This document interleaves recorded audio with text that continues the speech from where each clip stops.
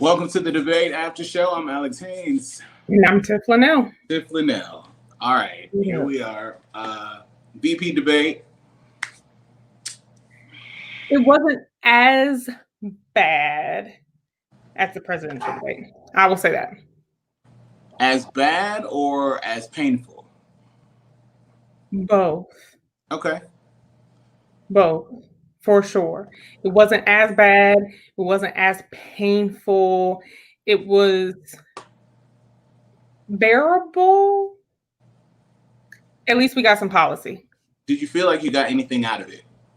I feel like I got more policy than I did the presidential debate, yes.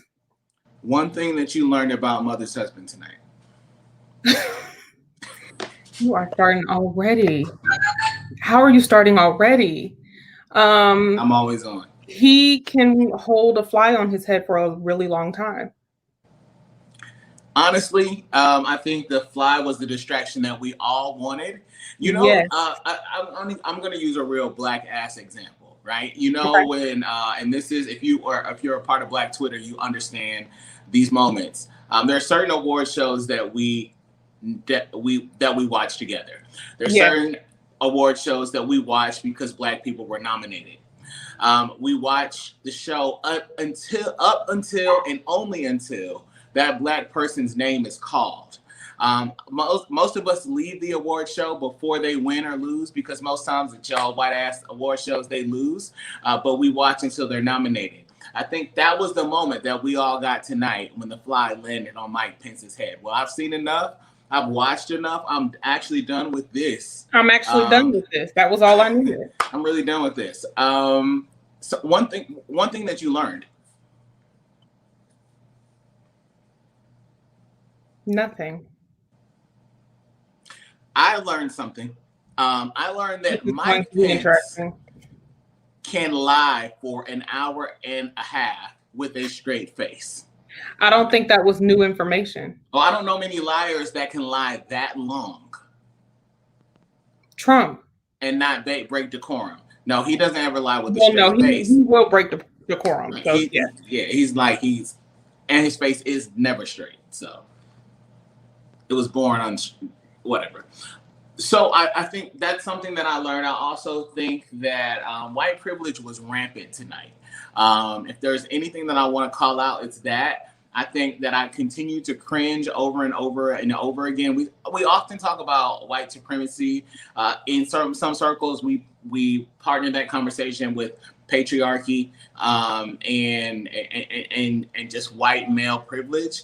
White male privilege is afforded to white men by everyone. Again, so this is one of those things that we talk about when we talk about white supremacy and how it has its roots and its hooks in everything. White male privilege is something that people automatically afford to white men because they are white men.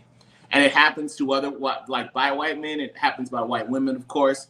But Black people also perpetuate it. I don't think Kamala was, but Susan Page definitely afforded privilege to Mike Pence, allowing him to not answer any questions at all, allowing him to overtalk her and grandstand during every single point, every single piece of the conversation. There's not one at one point that Mike Pence not grandstand at all.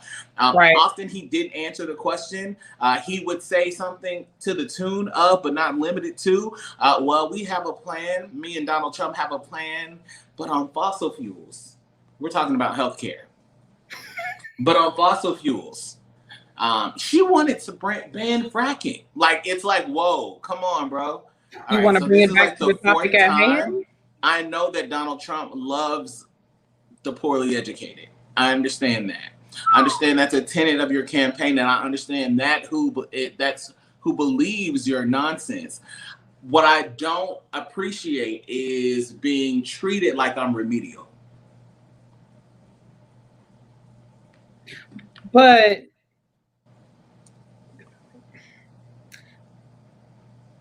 never mind. I will say this. I appreciated that they at least showed more respect for each other. Not by much, but by a little. They showed more respect by little. At least they could, Kamala, congratulations on, blah blah blah, whatever, and No, thank no, you. no. You're not gonna do that. No, no, no, no, no, no, no. I'm Because trying. Okay? what that was not was respect. That was Listen, condescending bullshit. That's what that was, and that was the total. His total intent was decredit and dehumanize, and also exert his privilege and power and supremacy. Based right. in that, like all of that was, and I also wanted to congratulate you on the significance of what your nomination to the.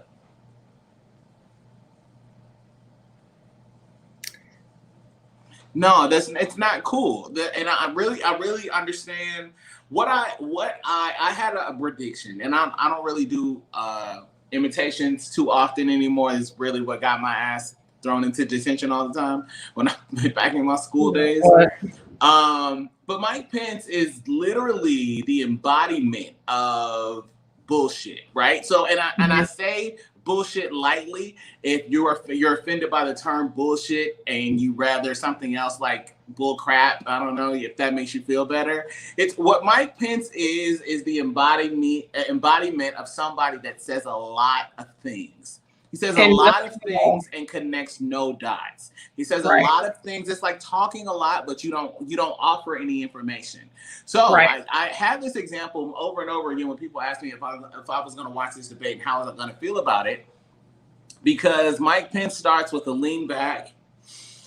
Kamala really would like to talk about how much the American people appreciate what this administration, and specifically President Donald Trump and his beautiful wife and the kids, Ivanka and Eric and Donald Jr., what they've done for the American people and what they've done for the American economy. Not only in this great state of Utah, where these wonderful citizens have welcomed us here for this debate, can they feel the immense power and pressure and wondrousness that Donald Trump has brought to the office? And literally, I said nothing. I literally just went on for a full 60 seconds and I said nothing at all. Literally This nothing. is literally what Mike Pence has done from the day that he sat foot on the stage as Donald Trump's running mate in 2016. He has done this repeatedly over and over and over again. The only time that I think that I've heard Mike Pence speak and he altered his normal rhetoric is when he announced the sixth branch of the United States military, the United States Space Force. And then he said that with such conviction. I wasn't sure if there was going to be a Toy Story sequel, or like I was so confused. And really, after I listened to him and like the condescending rhetoric, the confusing rhetoric. So if he said at least 4 times tonight, I had it down in my notes. I want to go back to the original question. Right. Right. How do you have an effective debate? How do you effectively do anything if we keep going back to the original question? How does that help? It doesn't. It doesn't. I thought I really wanted it to be, Susan at the beginning went through the organization of the debate and how that was going to be and what that was going to look like. And we have 10-minute segments that we're going to go through and, blah, blah, whatever. And I just sat there and said, okay, we'll see how long this lasts. But I didn't appreciate that Kamala had to, first of all, I didn't appreciate that Susan called her Kamala and not Senator Harris. You don't get to use a title with one person and not the other. So while she corrected herself, I still just... Do you think that slip would have happened if it was anybody else? No, I don't. I really don't. And Kamala should have not excused her. That piece. Don't excuse her behavior. That was not teaching what we're not teaching kids these days, especially little black ones, is to excuse themselves when they are disrespected. Exactly. That was not okay. You correct that. Period. So I did not like that. I also didn't like that Kamala had to continuously stand up for herself. And I I will say this. I have had a problem with either the sound people, the production people, or both, but I don't understand why you all keep allowing the candidate. Well, I do understand why. Ratings, but stop allowing the candidates to talk over one another. Turn their mics off.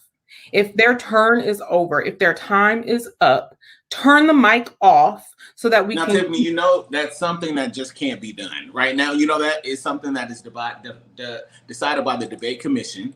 That's something that they have wanted to do. I think it's something that they will keep proposing. It won't be needed after this asshat is out of office, but it also wasn't needed before him. So I don't think they're going to do it because they do not want him to lose his composure once they cut his mic off. I offer to you, if you've never seen it before, search YouTube. I probably posted it. There's something that happens when people cut people's mic off. Black people, there's an example with Kaya Shimon. Y'all know her, my neck, my back. Her and a radio personality years ago, Portia Fox. Search Portia Fox and Kaya, get your life. It's 20 minutes of bliss because Portia cuts Kaya's mic off. And if there is a more rambunctious version of any, let's get back to Mike Pence. So let's go back to the beginning. Let's talk at the beginning. I asked this question. I was a little distracted typing on Twitter now. Like, Chris Wallace ain't it. No. Susan Page ain't it. So who should moderate the next debate? Apparently Andy Cohen. That's who I keep seeing that it gets voted in. I told someone today that last debate really should have been on Bravo. I felt like I was watching Bravo. Did you say who? Andy Cohen. What, for why? Because this is reality TV. Okay, and so he moderates the Housewives. Correct. I'm sure Donald Trump would be up for that. I'm sure I'm not here for it at all. I'm not either. Like a list of names. I just tweeted it out. I'm hearing any black woman. This one, they may as well let Monique do it. Oh, hell. If she's like Charm School Monique, that might work. That might work. Excuse me, baby. You're not going to talk over me or her. Now, Whoopi, but Whoopi can't handle it. Whoopi can't handle it. Whoopi can't, because Whoopi can't even say his name. No. She can't even say his name. So 45. Yeah, no. Question for you. I want to know, I need to find out if The Fly has a Twitter account yet. Because I know it's already the #1 trend. It's now trending above the debates. The Fly is? That's all anyone's going to talk about tomorrow. Because that's all that this debate amounts to. And I hate that Kamala was a part of something that's going to only surmount to a fly. Yeah. I literally was doing something on my phone and I happened to look up and I said, is that a fly crawling on his head? And how does he not feel that? Like, what? I immediately had to go to Twitter and the pictures and the phrases. The memes. I haven't been on Facebook. I know that they're crazy as well. Yes. The tweet that did it for me, my boy Ron said, I think the fly relaxing on Mike Pence's head just confirmed he literally is the Walking Dead. The Walking Dead. Someone in one of my little group me chats said, is he rotting? And that's just, like, the fly is just aware and it's doing its job. So I think, I think if we wanted to summarize, because we can go through some of the questions that were asked. I'll start with the original question, but I really don't think that we can go line by line here because there was not a lot of question answering at all. Susan must have done her homework. She sat and she asked plenty of questions, but what we didn't get is answers. Before I hit the first question, I also want to say something that made me laugh out loud. As Susan asked the first COVID question, and asked Kamala in the first question, if the Biden-Harris administration, in a Biden-Harris administration, what would you do in January and February to curb COVID? She started talking about contact tracing, getting control of the virus, and reinstilling confidence in the people, but most of all, saving up the country. Mike Pence said, from the very first day, Donald Trump did what he needed to do to protect this country from COVID. I actually laughed and wept, then took a shot. From day one, like, this is the incessant lying. It's not just the lying, but you're not even just grandstanding. You are lying in my face. You are looking at me and you say, I know that you was a dumb. You almost used an expletive. You was dumb. Okay, you was not kind. You was not nice. You was not important. You was dumb. That's what I'm hearing from him when you said that from day one, because what we know is that day one, when you guys found out, and he was talking to Bob Woodward, he was talking about how terrible it was and how much worse than the flu it was. But the day that he told the American people, March 13th, when he did that, and we can roll the tape, and we're not going to do it tonight, but we could roll all of the tapes. He said repeatedly over and over and over and over and over again, we have less than one case. We'll never have any cases of the coronavirus. What killed me was the comparison of swine flu, and had the swine flu been around, it would have been this many. I was like, for those that are not aware, they like to cite that information about the swine flu, H1N1, SARS. The death toll, we talked about this on the last debate after show, the death toll of the number of people that died from SARS, it's not funny at all. 12.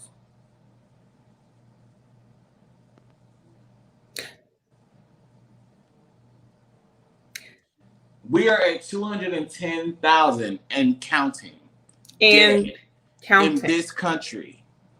With schools reopening, businesses reopening. Leave it to, if you ask Trump, businesses are booming. The economy is booming. The economy is reopening. Oh, okay, but there are a plethora of Americans out of work, not getting lost wages, not getting unemployment checks, not able to get any type of assistance, not able to find another job because there are layoffs. I saw a very heartbreaking video last week of a flight attendant saying goodbye because it was her last flight. And it was a few of her and her coworkers going through that. So at what point do you take a hard look and say, and that's what I say this every show, and I will continue to say it every show. He's got to go, because at some point you have to be a decent human being. Politics aside, be a decent human being. And I just don't understand how you can. I think what we don't talk about enough, and what we don't hit enough is, as we talk about the number of people that are dead by COVID, and 210,000 in the United States and growing. What we often don't discuss is in context what that actually means. Right. Like the number of people that died on 9/11, it's something that we can't forget. We talk about it all the time. We remember. Less than 5,000 people died. Right. On 9/11. Right. 210,000 people is almost 5 times the number of people that died in the war in Vietnam. Which is just crazy.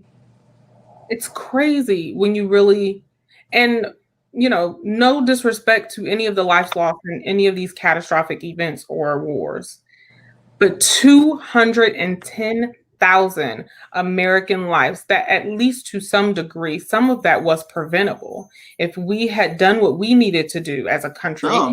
And most of it is preventable. And then the second piece of that is that as we tread towards December, if people were to wear masks, let's just say that we went from, right now where 47% of America wears a mask regularly. If we move that up to 95%, we can save almost 350,000 lives. We are slated to lose. We've lost 210,000 since this began back in February. We are slated to lose between 200,000 and 400,000 more lives by December. That means if you already know somebody, or you know somebody that knows somebody, it's and in the cases and what I've understood from people, it's either you know somebody that's died from it, or you know somebody that knows somebody, or you know a whole lot of people that lost. It's either like you don't really know anybody at all, or you heard about it, or people in your life keep dying from this virus, and that's what we're hearing, and that's going to increase, because just like Mike Pence said 5 times tonight, oh, me and Donald Trump have a plan, and then he changed the subject. That's the same thing that's happened as they've tried to repeal Obamacare, which is actually very popular. Over 20 million people have Obamacare, and they are in plain sight in a pandemic, a global pandemic, looking to rip it away from the American people. The reason they want this Supreme Court justice confirmed is because in 10 days after the election, they have a hearing about the Affordable Care Act, aka Obamacare. If it is repealed during the pandemic, you could lose your health care, your premiums could go up, your children that are under 25 that are currently being covered could lose their coverage. It could be made a pre-existing condition. If you have a pre-existing condition, it may not be covered any longer by your provider. These are protections, whether your state has embraced the healthcare markets and added the exchanges to your healthcare offering at an affordable rate, is a state issue. But we can go back and forth on how it has not helped people. It hasn't been perfect. No one's claimed that it's been perfect, but over 20 million more people in this country now have health care. And this administration is openly, in plain sight, going to court regularly to strike it down. Yep. Like we don't have more important things to do. And during a pandemic, I can't get past that part. I also noticed that Senator Harris was attacked, and really the Biden-Harris campaign was attacked for saying that they would rejoin the Paris Accord. Now, we talked about this in the last show. I cannot emphasize enough the mistake that it was to pull out of the Paris Accord. And again, even though the Green New Deal is not perfect, it's a step, and we need to start making steps in the right direction when it comes to climate change. I don't know how many other scientists need to say it. This is not a hoax. Climate change is not a hoax. It's not something that the left made up or the liberals made up or anything like that. Our Earth is dying. We are killing it. And so I have a serious issue. And again, this comes back to humanity. Be a decent human being. It shouldn't be that difficult to be a decent human being. That means taking care of planet Earth. That means taking care of your fellow woman and man. 210,000 lives. I hear you. I understand you. Donald Trump has never, ever exhibited the qualities of anything human, let alone a decent human being. He is physically incapable of performing at that level of an expectancy. He just is incapable. And aside from what he hasn't done, talking about the things that he has done, marking applications by Black people for renting apartments on his properties with the word C for color. This is in the 70s, people. This is who this man is. It's who he has been. It is what he has done. The Central Park Five. Don't even get me started. The Exonerated Five. This man took out a full-page ad in the New York Times, which he hates now, by the way, because they don't give him any positive press. Right. Demanding that these men be killed for a murder that they did not commit. Well, Black people loved Donald Trump before he was president. He was in songs, he was in movies. Black people like Donald Trump's wealth. The wealth that Black people thought he had. The wealth that the facade of wealth. He's poor. The big poor. Not little poor. Not broke. Not struggling. He's bigly poor. He just is. I don't know why that's so funny to me to hear and say it like that, but he's like, is literally, I have a meme in my phone that really expresses how I feel about how poor he is. But I actually just came up with the perfect analogy of who I've been trying to figure out who he reminds me of, and I just figured it out. He being Trump. I'm going to have to start calling him President Edgar from Men in Black. All right. I gotta go. That's it. In the Edgar suit? Yes. All right. Wow. Because if you think about it, okay. Edgar was a giant alien roach trying to take over with his little roach family. And I just feel like Trump is trying to replicate himself in this country and across the world. What I think is crazy, see, I don't know if I agree with that, because I think what he did, he is a fame whore. He enjoys attention, he enjoys power. And his attention and power have gotten him in very, very terrible situations, dire situations. He's financially, as you said, he's poor.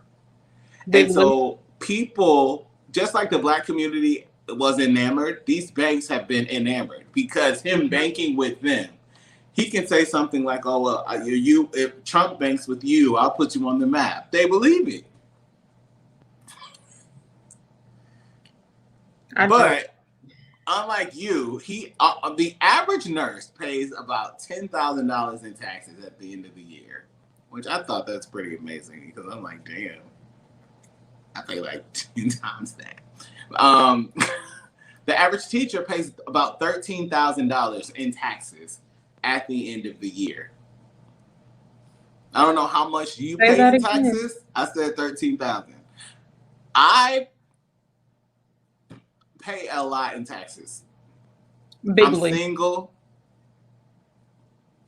It's always been bigly. And it's like I literally saw that number and said $750. I haven't paid $750 in taxes since I think I was in high school. No, I've never paid that. Like in high school, I didn't pay that. In my first job when I was 14, I paid more taxes than $750. I don't care how much you know the tax code. I don't care how much money you lost. How many more times you want to apply, though, it takes money to make money.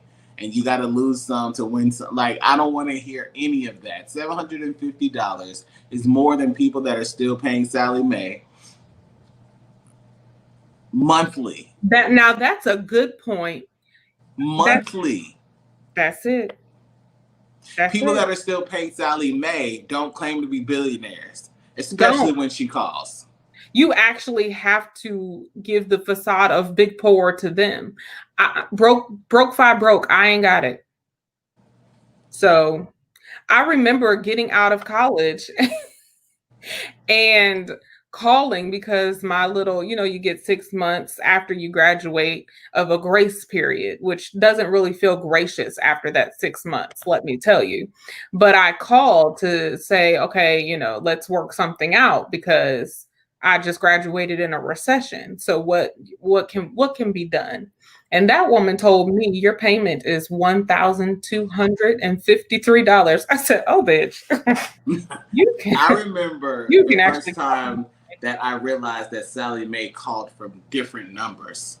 And this is in the early days when mobile phones just got. Well, actually, I don't even think we had the block option on the phone. We didn't have the block option. So there's really no way to block it. And so she would call, and she calls from like Nebraska first, And Yes. it's always like Nebraska. It's like, who's in Nebraska? From Nebraska? And then it goes from Nebraska, jumps to South Dakota, then Chicago. Then I'm like, Then Florida. oh, wait. So you going to keep on? Okay, so listen. I ain't got it. They are more vicious than the IRS has ever been towards me. Who can you call in your family?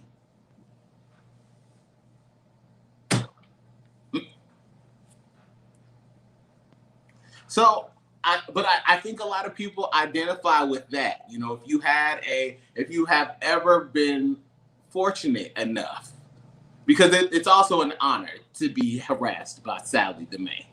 Is it? It or never felt like an honor. Her little cousin, Navian. It never felt like an honor. I will say, in all of the hacking jobs in the world, I just still don't understand. Like, is it Fort Knox over there? Do we need to send a latitude, longitude? What do we need to do? I do understand. I understand your sentiments. If they can get Equifax and left Sally May alone, I got problems. What are you doing? But I say all of that to say, to bring it back to people understand. You see how triggered we are. I paid Sally Mae, like the loans that I had with her. I've been done with her a good maybe like 6 or 7 years now. It's been a while, which is crazy because a lot of people can't say that, but a lot of people feel that triggering. It is that maddening. So that much anger that you have towards her, you should have towards the president of the United States that claims to be a billionaire and pays $750 in taxes. But what about Amazon? They don't pay. Listen.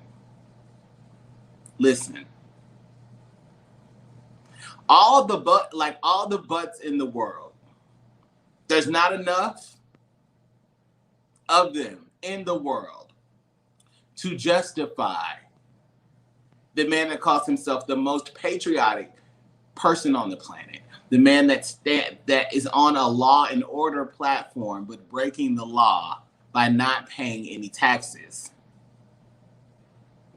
None. Like there's just no way to justify this. And so if you're if you were on the well, you know, that's American capitalism, getting around the system is the way. That's not the way. It isn't. Getting around the system, if everyone got around the system, then we wouldn't have a system. We wouldn't have the crumbling roads that we have. Listen to me. Our infrastructure would be better. And that's the thing. I have been saying this and I will continue to say this. When you go, first of all, Alex, you and I talk about this all the time. America's not that old.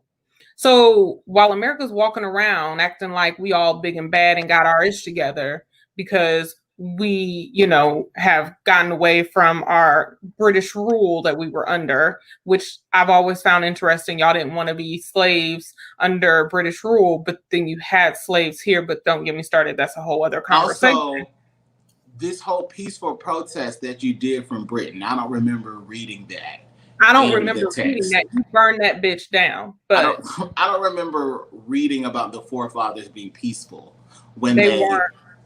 I remember y'all setting tea on fire, if I recall correctly. So again, I remember that is the reason that we as Americans drink coffee. Real fact. It's real. Like, we do all of these opposite things, not because they're the right thing to do, it's because y'all were mad and rebellious. I'm sorry, I drink the tea. I like the tea. I'm going to keep drinking the tea. But I just find it very interesting that we really walk around like we're just this almighty, all-powerful country.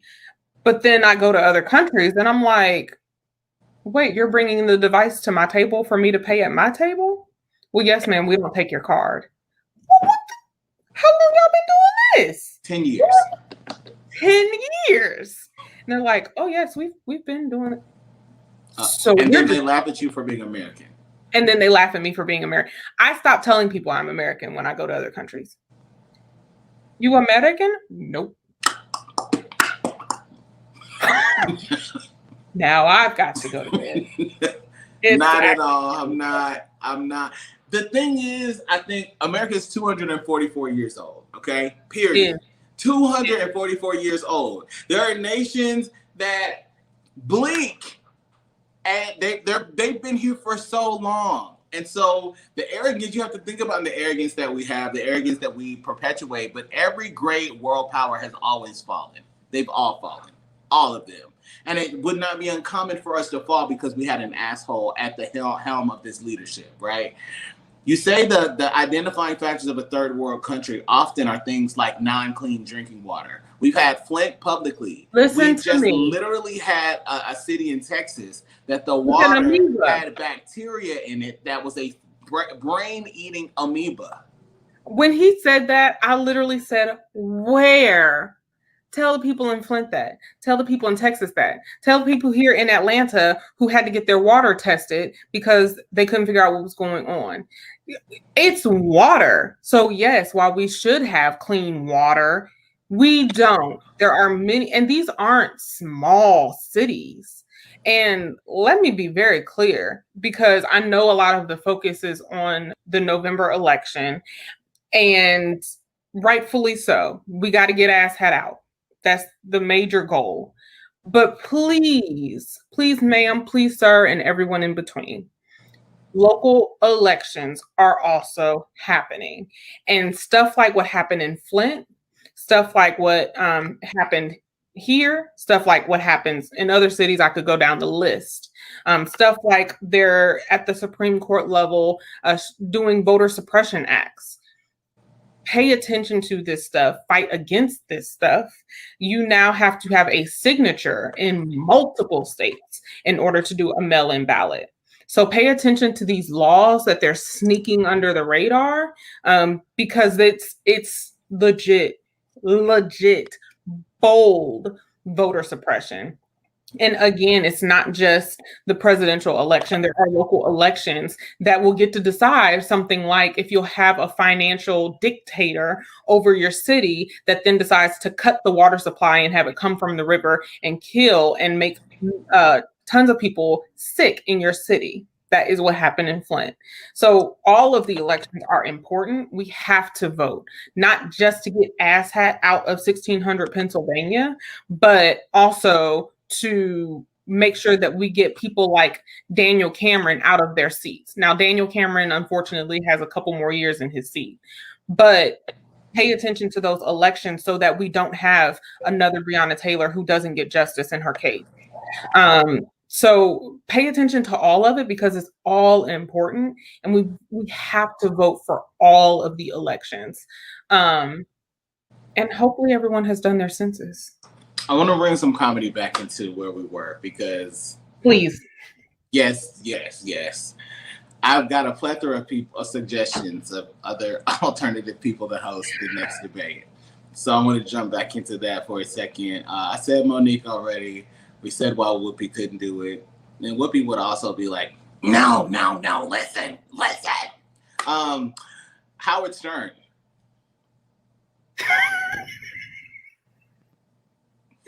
That's okay. A good one. Samuel L. Jackson. Oh no. The comedy. Listen here, mother. That would be a yelling match.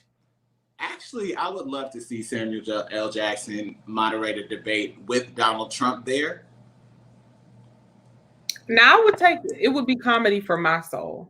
And that's not tea or coffee drinking. That's scotch, bourbon.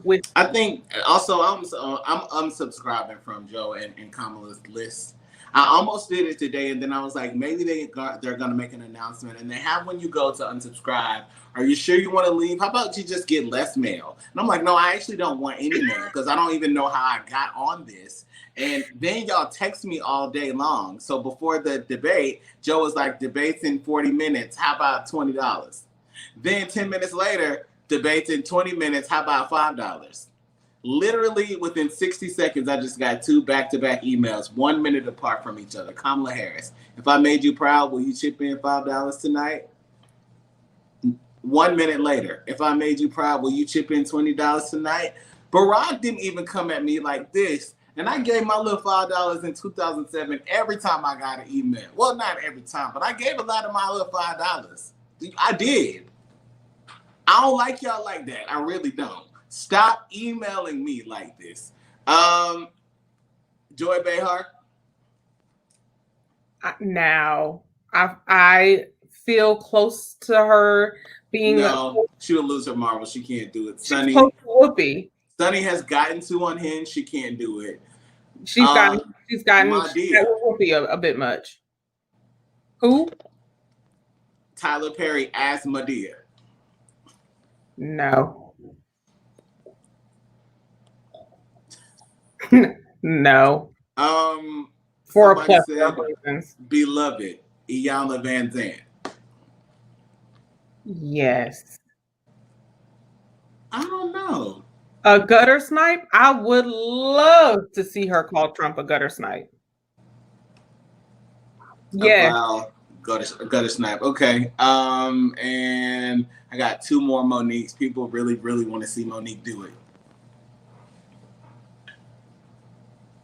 Monique would start with "Hey, my sweet babies" and end with like you wag mother. You know, she's not really with the Baltimore comes out of her way too quick. Way too quick. Worst lie tonight. I have to pick one.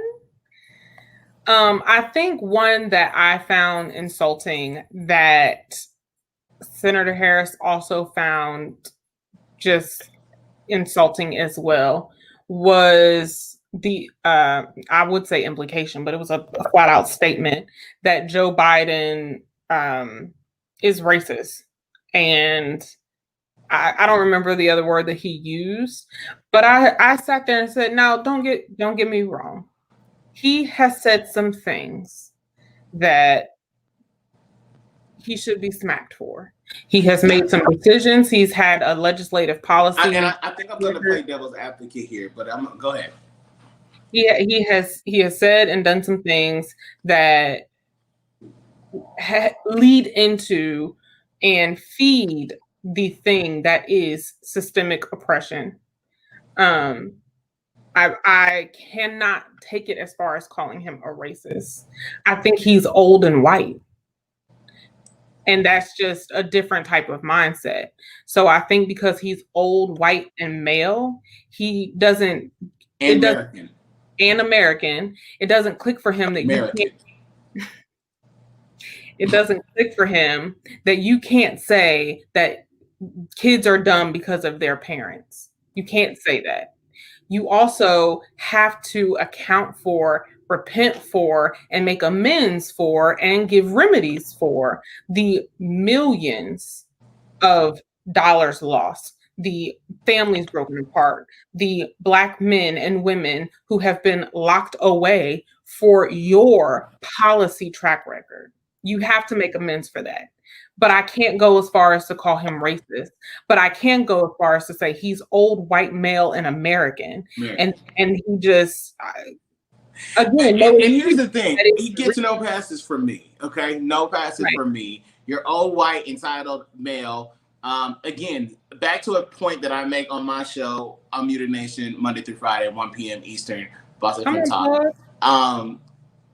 America 44 times has elected old and white.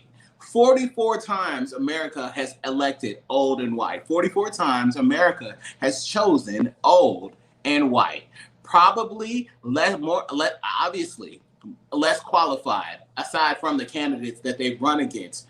But America chooses old and white. That's what America is comfortable with. So one time we get Barack Obama. One time we get a Black man. One time. And all of a sudden, people are like, oh, we can have change. No, we can't. We have to put Black people, Black women, Black men, people of other colors into seats locally so that people see that they can govern locally. You know, a lot of times people don't even work for Black people, so they don't even know what that's like. They have no idea what the Black leadership experience is like. And then people that have not had it interpret what it will be like through the lens of whiteness. We're not going to talk about white supremacy right now, but this is why I think I'm not really upset about Joe Biden and his racist rhetoric. Because some of his rhetoric is racist. Does that make him racist? No. Does I agree. racism mean that I hate you? It does not. It doesn't. It does mean that you believe innately that you are indeed superior. And Right. these main white people out here with black friends also believe that they are superior over their black friends. Yeah. And as they use their black friends to justify why they are not racist, they indeed show how racist they are as they elevate themselves about my little black friend that they have, right? Joe Biden and the things that he says and the things that he does are a total compilation of what America is to people that are non-black. Right. And so what he's comfortable with saying, what he's comfortable with doing is something that was okay. And what I'm trying to communicate to people today is while it doesn't seem like he's anywhere near middle ground of what we need in a candidate, and he's still where he was when he joined the government 50 plus years ago. He got elected to the Senate in 1973. He held a seat in the Senate from 1973 until 2008.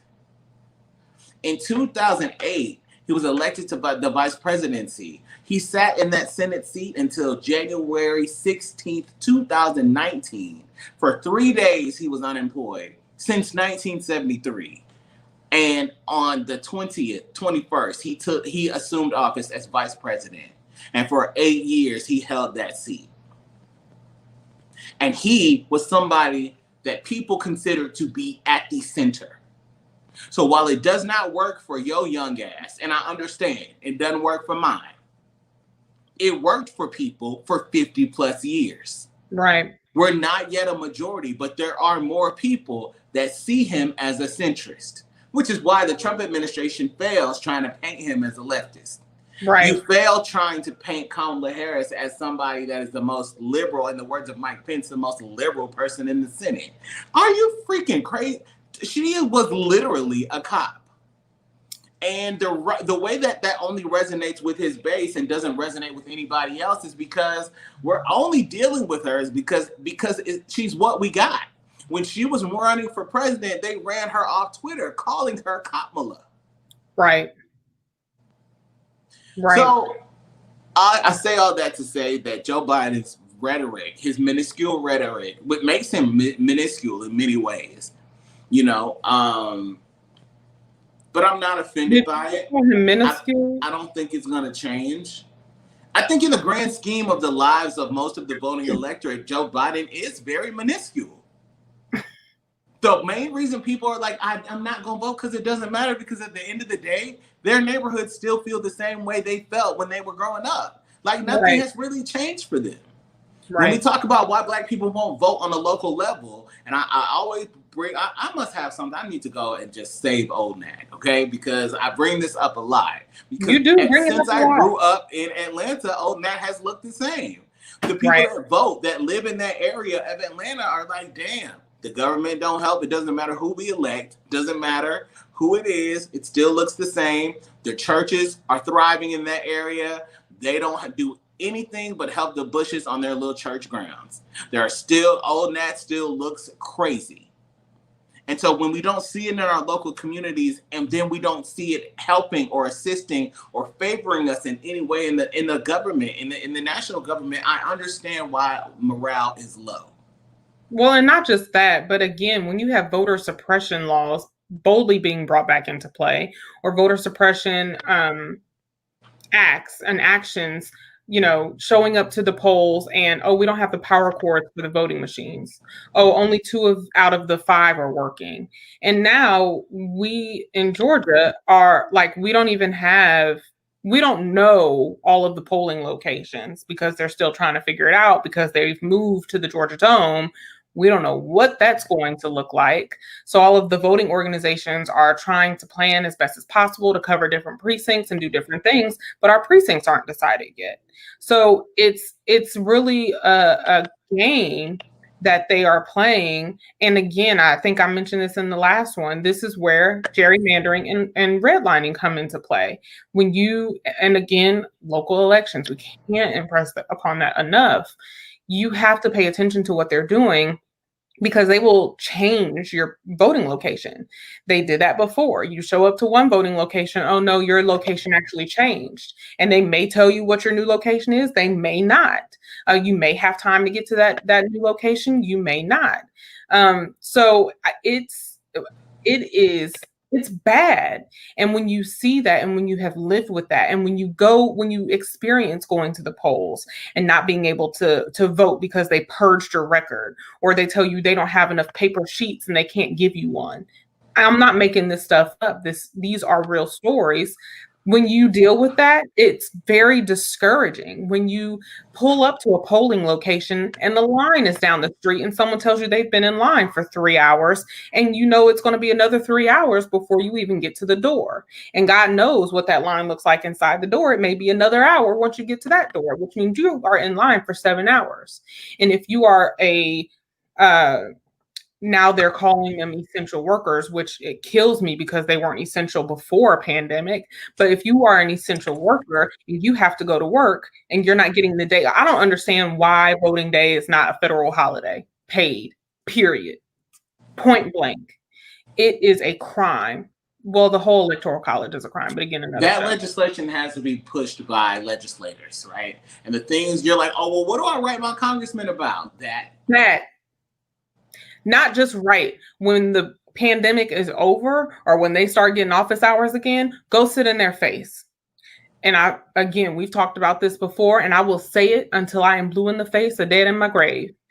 You as a constituent have a right to go sit with your congressman or man or woman. You have a right to write them letters, to email them, to call them, blow their phones up. You have a right to show up to council meetings and public hearing meetings. I know some people miss the signs that are on the side of the freeway that will say public committee meeting or something coming up. Pay attention to those. Sign up for, if your city has a newsletter, a text message service, whatever, sign up for those. I get all my city alerts, all of them. I want to know everything that's going on. Sign up for stuff like that. And when you hear someone being discouraged, encourage them. We gonna get through this, but we gotta vote. I'm already hearing people say, I'm not voting because I just can't. We cannot afford that. We literally 210,000 lives, abortion rights, Obamacare, LGBTQ rights, systemic oppression, Breonna Taylor, Rayshard Brooks, Jacob Blake. We cannot afford to not vote. It's not an option. Like, this isn't a game. This isn't. It's not a luxury. It's not a luxury. And I think one of the things that I want to point out, and I appreciate that comment, Roz.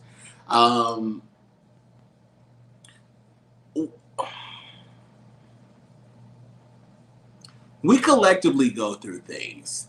I feel like it's necessary to explain this. Because as Black people, we feel what we feel. We're not monolithic, we know, but the thing is about culture, and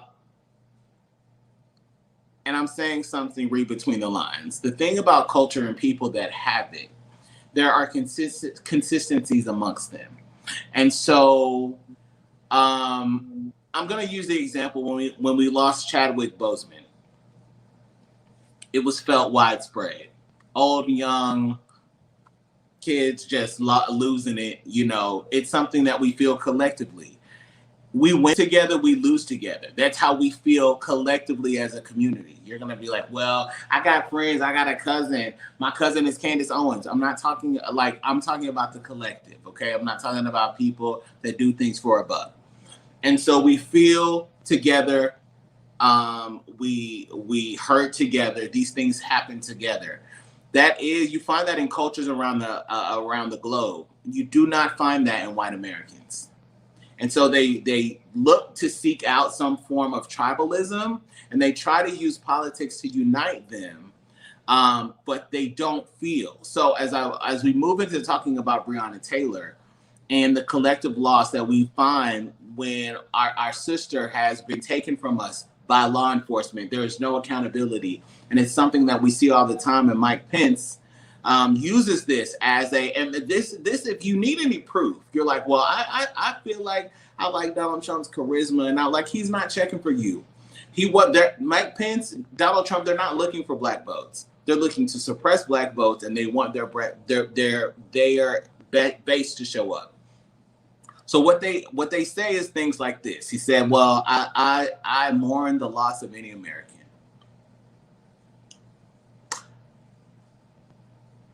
But I trust law enforcement.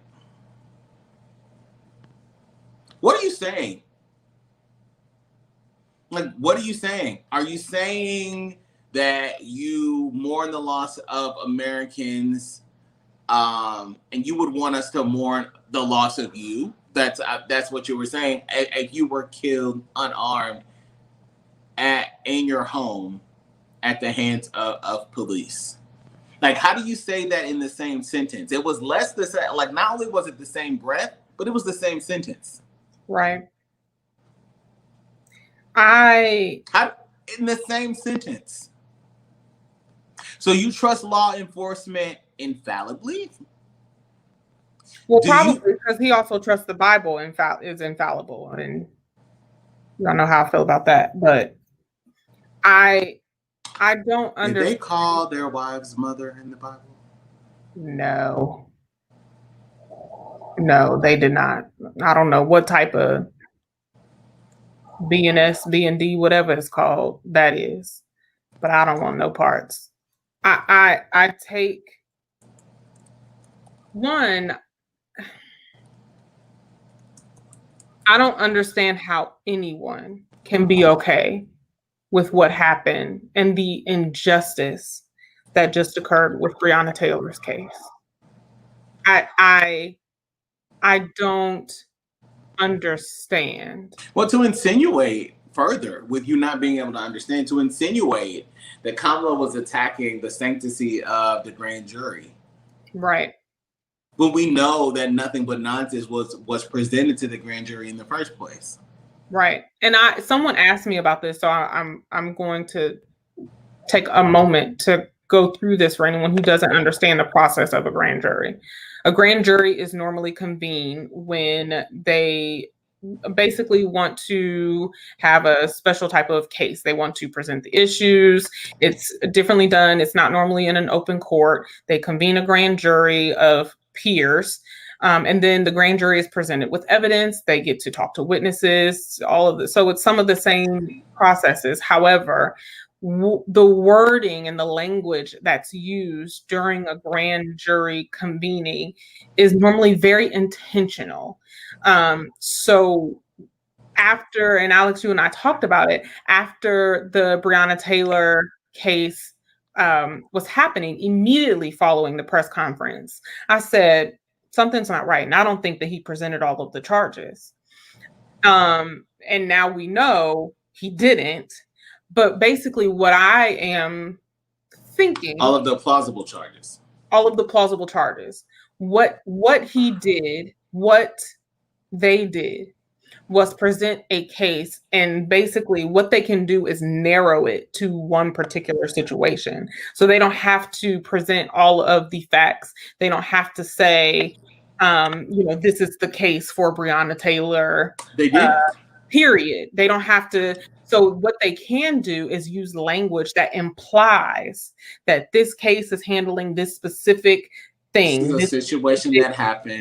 These are specific facts. With these specific facts, and the actual indictment or charges for the officers involved in the shooting of Breonna Taylor are being handled by another case or another jury or whatever. But he would have used that language like that.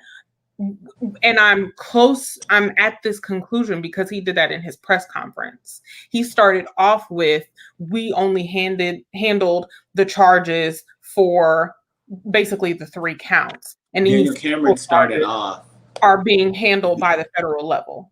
So I'm sure he went into that courtroom, and the case that was presented said the civil charges in the indictment of in the charges for the officers involved in the actual shooting of Breonna Taylor are being handled at a federal level. We will not be handling that here in this case. This case is about XYZ. So that is the trickiness that can be in a grand jury convening, and for Mike Pence to uphold that and support that and promote that is asinine, disrespectful at the least. And again, back to your point of, oh, you big dumb, let me just talk to you on big dumb level. And I take serious issue with that. I just do not understand how, and I know I'm not surprised by it, but it's frustrating at this point to hear anyone say, and I mean on both sides, to hear anyone say that racism is not a thing, that systematic oppression is not a thing, systemic racism is not a thing. Like how, why? How do you even begin to come to that conclusion? So I take serious issue with the man that calls his wife mother. Serious issue. And again, Biden-Harris is not perfect by any stretch of the imagination. I get it. We cannot do another 4 years of asshat and mother's husband. We can't. Go to iwillvote.com, figure out where you need to vote. If you don't know how, because that's the other thing they're doing, they're changing your voting page websites to make it harder to figure out your information. So if you can't figure it out on your state's website, go to iwillvote.com. You can put in your information, check your registration status, make sure that you get absentee ballot information, get polling locations, get mail-in ballot drop-off locations, get absentee ballot information. If you are voting abroad, they have that information. Scroll to the bottom and click abroad. Go to that website, get the information that you need, and vote. Take your ass to the polls early. And I don't mean early on the day of election day. Go do early voting. It is so much easier. So much easier. And it will save so much in the long run. It will save some heartache. It will save some time, especially if you can only go on your lunch hour because you are an essential worker. Do early voting. But enough is enough. Federal and local levels. Enough is enough. Some of these people have been in office for 50 years and ain't changed a light bulb, let alone a policy. Vote. Period. That's it. Vote. I'm done. And that's it. Yeah. That's it on that. So for anyone who didn't know, that is the only VP debate. There will not be another one. The next presidential debate is, I believe, on the Thursday, October 22nd. There we go. So if God's willing, and the creek don't rise, and both candidates are still in human form, then on Thursday, October 22nd, we will be here following that debate.